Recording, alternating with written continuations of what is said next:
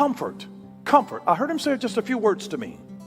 Comfort. It just rose up on my spirit. Now, sometimes I search for things, that other times that God arrests me with the words that he's speaking.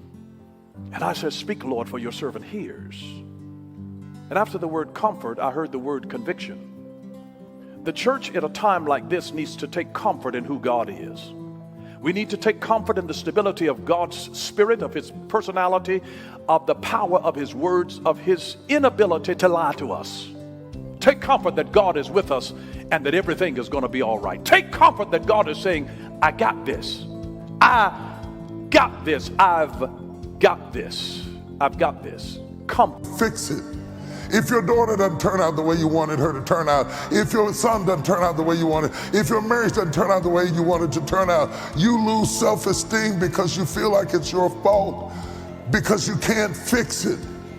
And you're embarrassed to admit to other people that you're on your third marriage and that you can't fix it. And you're embarrassed to admit to other people that you have been here a year and gone through 3 jobs and you can't fix it. And I came to tell you, every storm that comes your way is not your job to fix.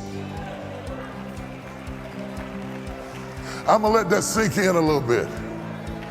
Because a lot of you pride yourself on being able to fix people. And that's why you pick out fixer-uppers. Because you think you're so good at fixing stuff that you are drawn to people who are fixer-uppers so that you feel needed and you can fix them up. You are not on this boat to fix this storm. When they set sail, everything was cool. Jesus is taking a nap because this is an important trip. This is an important trip because to cross over the Sea of Galilee and go to the other side was to go to Gadarenes. Not just that the man was possessed with demons, but the man who was possessed with demons was a Gentile.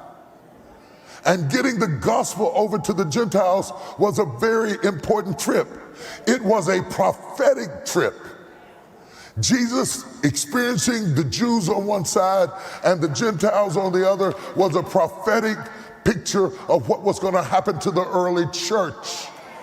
The early church was going to start being offered to the Jews and consequently end up going to the Gentiles. It was going to start out being based in Jerusalem and end up based in Rome. The church was going to take the same journey that the boat did.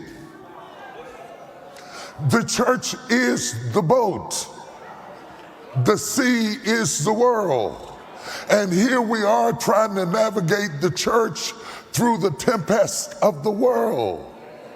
And the boat has one culture and the sea has another culture, and we are in it though we're not of it, and we have to survive it being in the middle of it, because even though we're not of it, we are still in it, and we get tossed and beat to and fro because we can't get the boat to work without putting it in the water.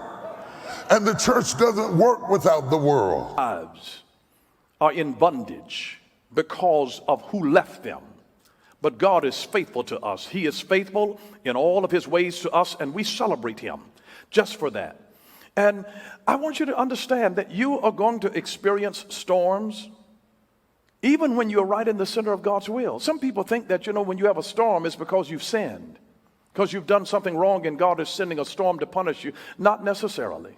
Not necessarily. You can be right in the center of God's will, because the Bible says Jesus constrained his disciples to get in a ship and go to the other side. In other words, he made them get into the boat and said, go to the other side. And when they obeyed him and they got in the worst storm of their life.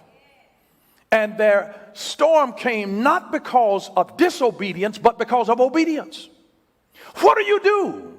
To whom do you pray when you're in a storm that God sent? To whom?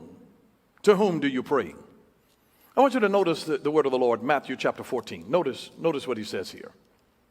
It says, almost 3 o'clock in the morning, Jesus came toward them, walking on the water. And when the disciples saw him walking on the water, they were terrified in their fear. And they cried out, "It's a ghost!" And Jesus spoke to them at once. "Don't be afraid," he said. "Take courage. I am here." And then Peter called to him, "Lord, if it's really you, tell me to come to you walking on the water." "Yes, come," Jesus said. So Peter went over the side of the boat and walked on the water toward Jesus. Now I want you to realize this. It was not Jesus' idea for Peter to get out of the boat. Jesus didn't ask him to get out of the boat. Peter asked. He set himself up. Peter boxed himself in by his response in fear. He said, "Jesus, if that's you, tell me to come to you." Well, it was Jesus. What was he supposed to say? Jesus didn't ask Peter to get out and walk on the water to show off any faith. That was Peter saying, "Lord, if that is you, tell me to come to you so that I'll know who you are and what you're doing." And so I want you to see the scenario of where they were here. It was nighttime. It was dark. It was 3 o'clock in the morning. It's the fourth watch. That was from 3 a.m. to 6 a.m. It's late. It's the darkest part of the night. And you're right in the middle of the night. 3 o'clock in the morning. And they were in a storm. It was dark, pitch black. They're on the water in an unstable environment. They are in a storm. And then they were panicking, having anxiety attacks. Can you imagine that? That's the scenario. And now Jesus comes walking on the water, and they think that they see a ghost, and so they're not sure who it is walking on the water because they've never seen a person walk on the water before. And so they assume that this must be a ghost. And so Peter's like trying to get verification. They're like, "Man, I see your ID. Jesus, if that is you, if that's you out there, tell me to come to you." Well, it was Jesus. He's like, "Oh." He said, what is he going to say? No, this is not me. It was Jesus. And this was not his spirit. This was Jesus transcending the stuff that was around him, transcending his environment, transcending the fear. Jesus was rising above it. And here's what I want you to understand. Panic causes tunnel vision. Panic causes tunnel vision. Whenever you panic, all that you can do is see, oh my God, we're going to die. Panic causes tunnel vision. When you start panicking, you don't think of options. When you panic, we're doomed. You in the car, oh my God, you got that stuff? We all going to jail. It is the way that when you are in a panic, it is amazing when you're in a panic. Panic creates tunnel vision. You can't see anything but the doom of what's going to happen. That's all that happens whenever you're in a storm. We're doomed. We are doomed. We are doomed. And that sets us back because we don't know what to do now. So you have to realize that if God's going to help you, you got to calm down. That's why the first thing that when the Spirit of God comes to you, when you are afraid, He will say to you in essence, chill out. Chill out. Sit down. Calm down. Calm down. If a man comes home and his wife has experienced something traumatic and she's crying and she's upset, oh my God, what happened? Oh, and he's trying to get to understand. He's like, just calm down.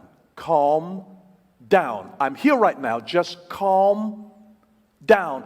Because until a person is calmed down, they cannot even communicate. They cannot communicate. Here's what I want you to see. That when you're in a position of being in a storm and there's uncertainty around you and instability in the society. While I was up early this morning praying, I heard these words as surely as I have ever heard God before. That just flowed up in my spirit while I'm praying in other tongues. But I'm hearing something in English. I hear this. Comfort. Comfort. Because the first thing that God does in a storm is bring comfort to his people. Jesus didn't say, I got a promise over here on the other side for you. Jesus just says, take courage because I'm here. Comfort.